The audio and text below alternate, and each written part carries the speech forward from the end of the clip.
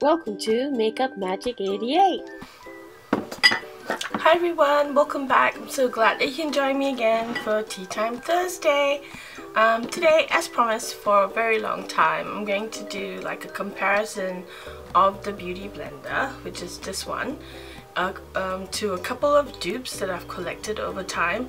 I've been testing them out for a long time and just wanted to let you know what's available out there instead of buying a beauty blender. The beauty blender itself is quite expensive. I think it retails for $19.95. In Australia, I think it retails for a lot more, like about $30. So I've got a big bowl of water in front of me as well as a towel, so that will help dry everything. So let's just dunk in one of the beauty blenders. What I like to do is squeeze it out into a towel like that. And you can see from, this is like a dry one, this is the wet one, and it increases quite a lot in size. It measures at its diameter at about 3.1 centimeters. This is the dry one. And this is what happens when it gets a lot bigger, when you've actually put it in water and squeezed it out completely. And you can feel that the texture becomes so soft, and that's what I like about the beauty blender. I'm not slamming the rest of the dupes, they just each have like different uses. So you can see how much it's grown. It's probably grown about twice as big. I'll just check the diameter of it using my gauge. So yep, it's gone up to about 4.6. So increase. We'll just test this Sephora one. I bought it because I thought that the shape was interesting and because it was easy to hold. And what's nice about this one, I guess, is because it's got a flat surface and you can sort of like press it down. But it's not quite like the Beauty Blender, which has a sharp tip where you can go actually into the inner corners of your eyes when you want to blend out your concealer. So this one is more like pressing everything all over your face, and that's about it.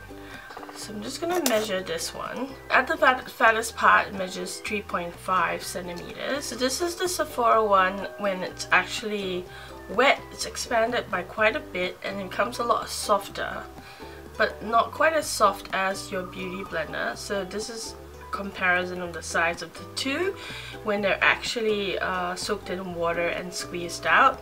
In terms of how much bigger it's gotten, so it was at 4.1 before, it's now 4.7, so just 0.5 of a centimeter.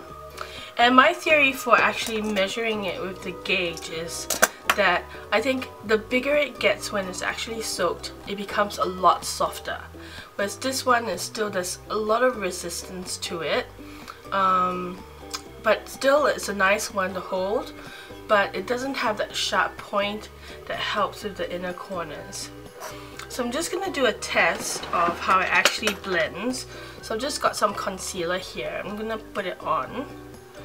I just want to show you which one blends better. So sorry, you're gonna have to see me with my face all messed up now. So just do some here. See, I've got some concealer there. And then with the beauty blender, it blends really well. And then we'll try some on the other eye. My face is gonna be so caked up with concealer after this video. Let's try it with this one. Hair out of the way. And then, I mean, it still does the job. As you can see, it's not really getting into the inner corners.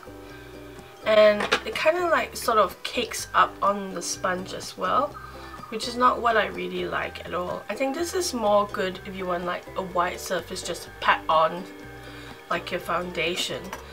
So the next one that I wanted to test was the IT Cosmetics one.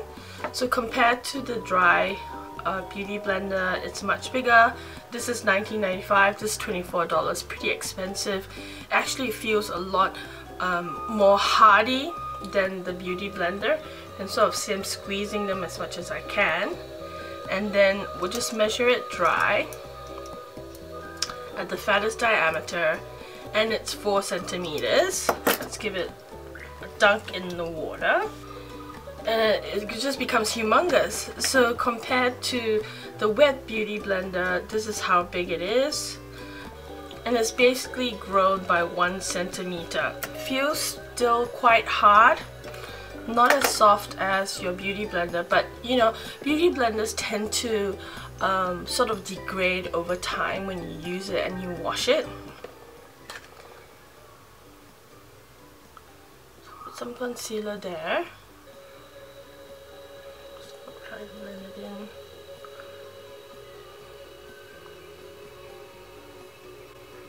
You can roll it. Has that sharp point, which is good as well. So you can go into your inner corners. I think this one is a pretty good dupe. So the next ones I want to show you are the Real Techniques one. I think the Real Techniques one is really good. It's highly affordable. This one was only $6, and it's called the Real Techniques Miracle Complexion Sponge.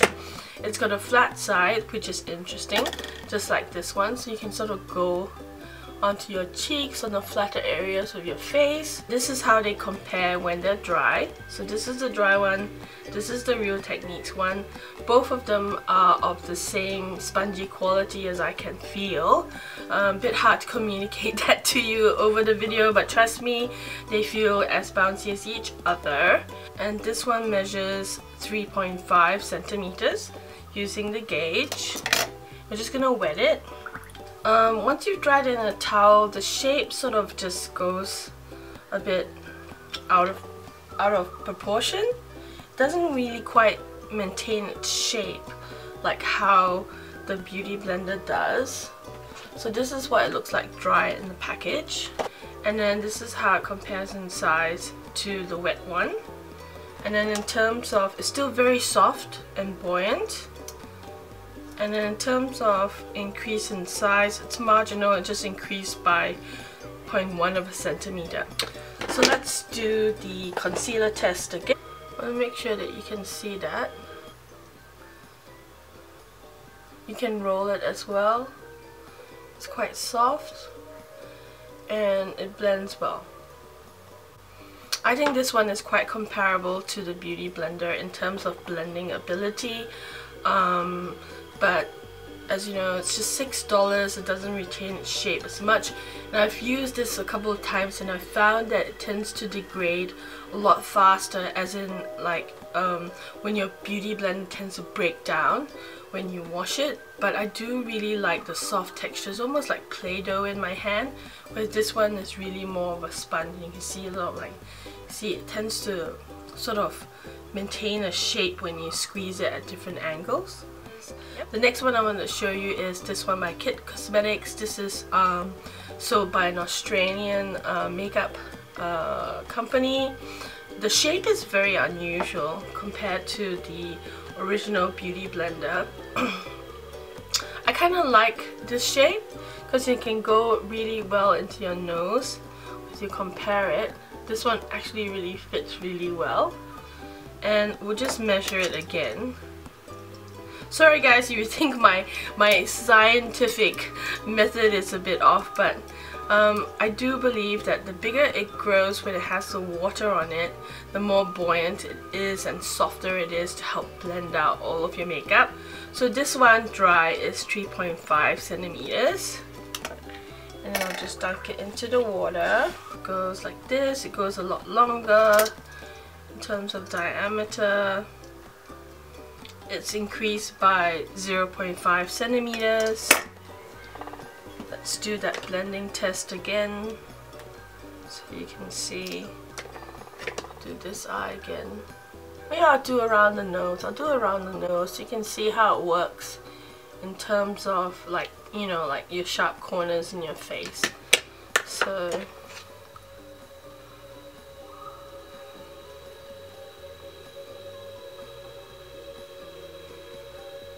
not too bad. I think, this one. Just interesting in terms of the shape compared to how the Beauty Blender feels. This is a lot softer. This one is a lot thicker, so you can press it. This is as far as I can press it, so you can actually see which one is the softer one. But I think this one might work out well after more uses when it starts to break down. But it's a lot more dense than the Beauty Blender. This is another Sephora one, and I really think this shape is really cute. You know, it really goes into your under eyes, into your corners, all over. So this one I think is more for like precision work when you're putting on your under eye concealer. So let's just measure it as the biggest diameter again. And this one measures about 4 centimeters. Let's dunk it into some water so it also becomes much bigger. So it's basically grown by a centimeter. Compare it to the wet one, about the same in terms of height. This one is really soft. I can see it's not as hard as this one or the It Cosmetics one. Let's put a lot more around here.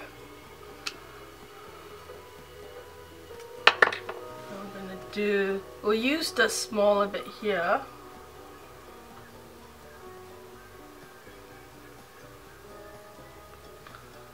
Doesn't blend very well.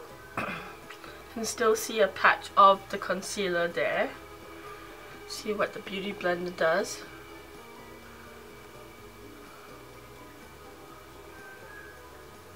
Yeah, about the same. Yep. Kind of works the same, I think. So this one is a really interesting one. I think I would pick this one up again because, you know, it has that sharp corner to it. It's quite soft. You want to have something soft when you know, putting it on your face. And I like the 2 corners. The fact that it has this little nip here, I'm a bit worried because I think when it starts to break down, this whole bit will just pull off and fall off. And then you'll be just stuck with like this mushroom head here. So the next ones that I have to show you are the ones by Swissco. So the Swissco one looks a lot like the Manicare one. This is the one that we have in Australian drugstores. Swissco was really cheap. I got them on Hautelook. They came in like packs of 2, so I got 2 of these for $12, so $6 each. We'll compare it to the dry Beauty Blender. Is a lot bigger. It has this nice groove here that you can hold, and then this flat surface, which is good if you want to like buff out, like, you know, your cream brushes. Like sometimes you might put a bit more too much blush. It's easy to blend out. So I'm just gonna measure it dry again at the biggest diameter. This one is smaller. This is about 3.7 centimeters. So it doesn't increase very much in size. You can see that it was the same size as this dry. It's about the same as when it was dry in terms of like softness. Just see that. See? Not as soft as the Sephora one. So I'm going to apply some concealer here. See? Then we'll just see how it works. I mean, they all do the same thing, but this is a lot harder. I can just feel it is a lot harder than this one. This is the other one from Swissco, which comes in a very unusual shape as compared to the Beauty Blender. This one is a lot smaller. This is about 2.8 centimeters. 2.8 centimeters. I don't have a dry version to compare it to, but you see what the small one was from the picture before. So it has increased quite a lot. This one is really soft. 7? It's now 3.7 centimeters. I think it's grown by quite a lot.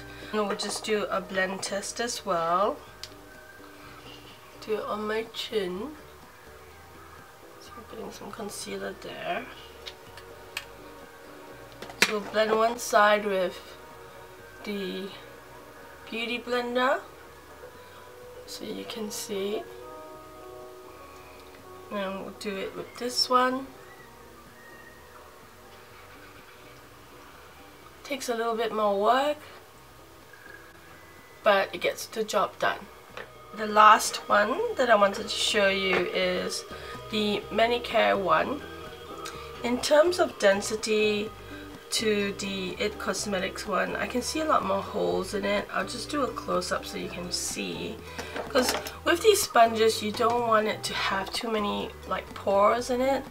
You want it dense but soft, whereas this one is dense but I can actually see a lot of little holes in it. Yep. So I don't know if you can see that the Beauty Blender is very smooth. You can hardly see any holes in it, whereas with this one you can actually see the little holes in it. So this one is 4 centimeters at the biggest point of the Beauty Blender dupe. So it's at 4 centimeters and it's still at 4 centimeters squeezed out. Just do here.